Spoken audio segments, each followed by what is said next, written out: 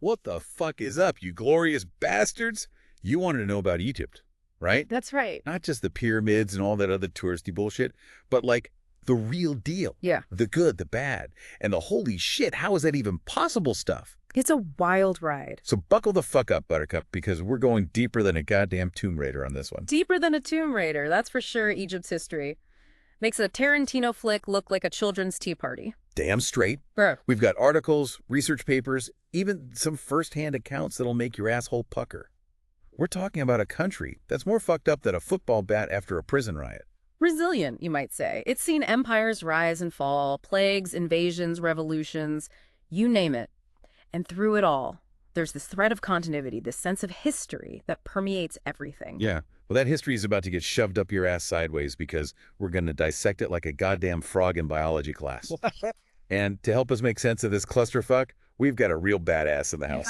This motherfucker knows more about Egypt than a camel knows about sand. I wouldn't go that far, but I have spent a good chunk of my life trying to understand this crazy-ass place. All right, let's cut the crap and dive into this shit. We're starting with ancient Egypt, the OG civilization that everyone thinks they know. So hit me with some knowledge bombs. What's some shit about ancient Egypt that'll make our listeners shit their pants in amazement? Well, most people know that it's considered one of the cradles of civilization. Writing systems, organized religion, agriculture. These motherfuckers were way ahead of the game. But get this, the first recorded instance of monotheism worshiping just one god actually happened in ancient Egypt. Get the fuck out of here. Are you serious? Dead serious. It was called Atenism, and it popped up under this pharaoh, Akhenaten. Didn't last long, but still pretty wild when you think about it. Monotheism in ancient fucking Egypt. Mind blown. All right, so we've got these pharaohs running the show for a few thousand years. They build pyramids, bang the sisters, the whole 9 yards.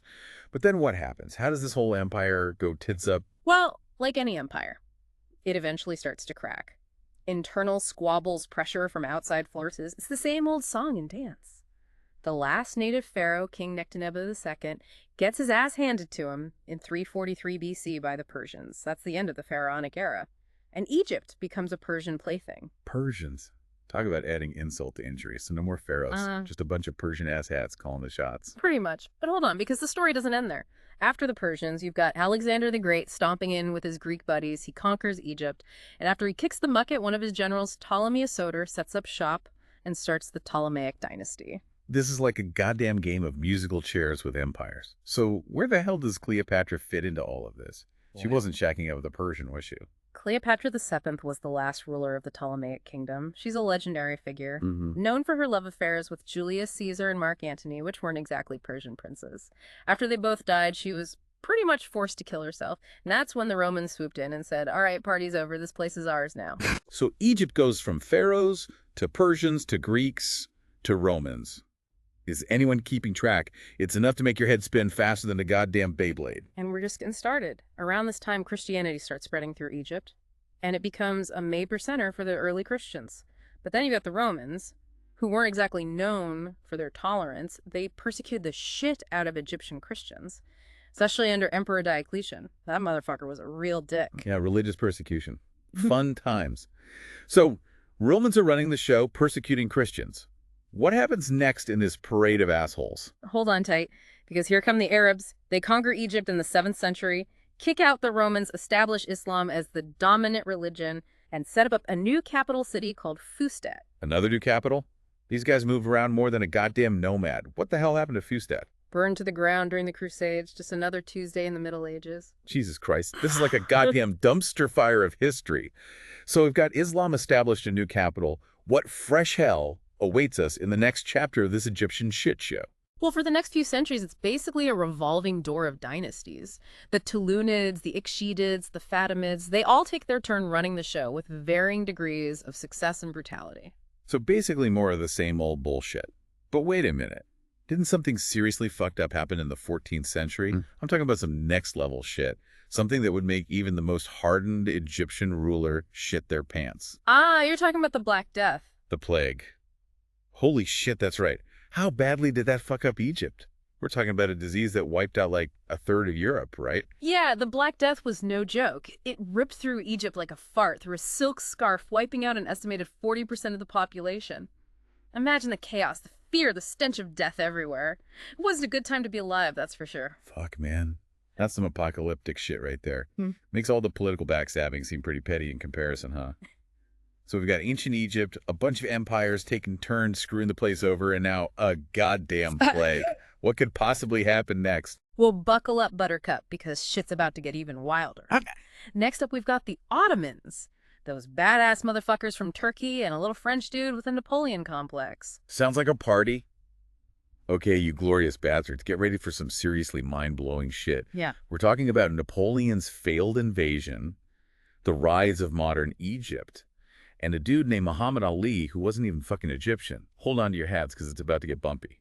All right, so the Ottomans, those guys were like the herpes of empires, weren't they? Impossible to get rid of. Yeah, they stuck around for a while, about 3 centuries. They didn't always directly rule Egypt, though. For a chunk of that time, these powerful military dudes called the Mamluks were calling the shots. Imagine a bunch of warrior aristocrats with way too much power and a serious case of entitlement. So basically a bunch of thugs with fancy titles. But in the end, the Ottomans were the top dogs, right? So how does Napoleon and his ridiculous hat fit into all of this? Wasn't he busy conquering Europe? He was a busy little beaver, that's for sure. But Napoleon had his sights set on Egypt. He saw it as a strategically important gateway to the east. Plus, the dude loved to conquer shit, so in 1798, he launched an invasion. And everyone knows that iconic image of the Battle of the Pyramids, right?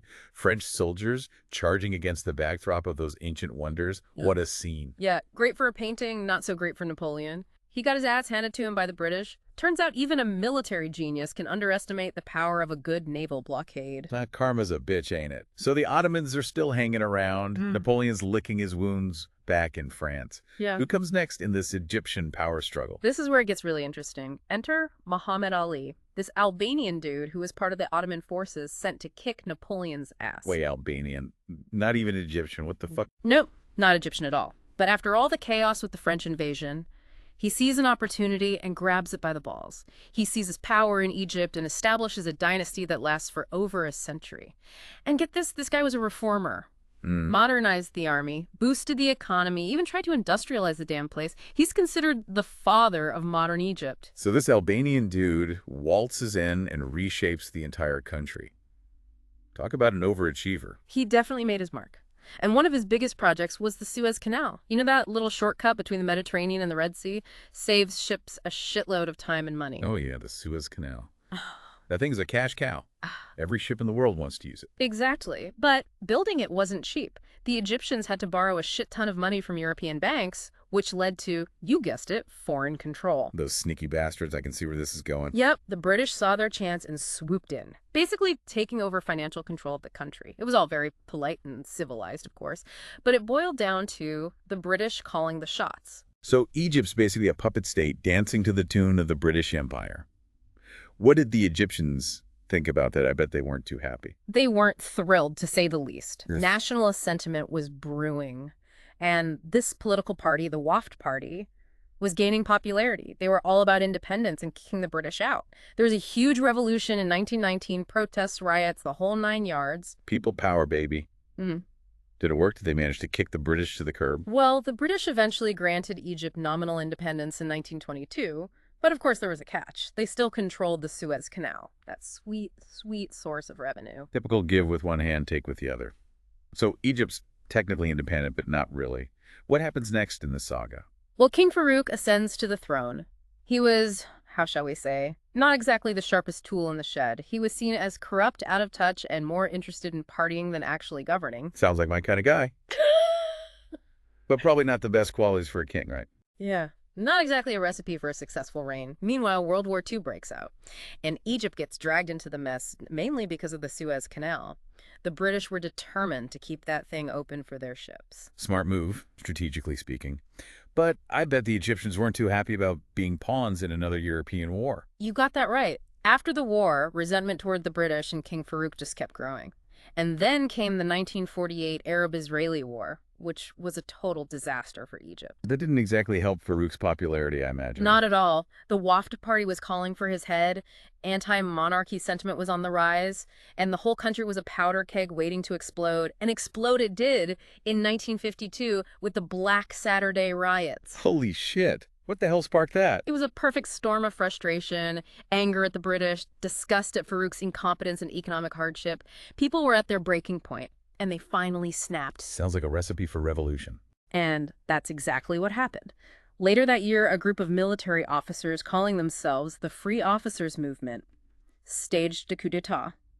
They overthrew Farouk, abolished the monarchy, and declared Egypt a republic. So long, Farouk.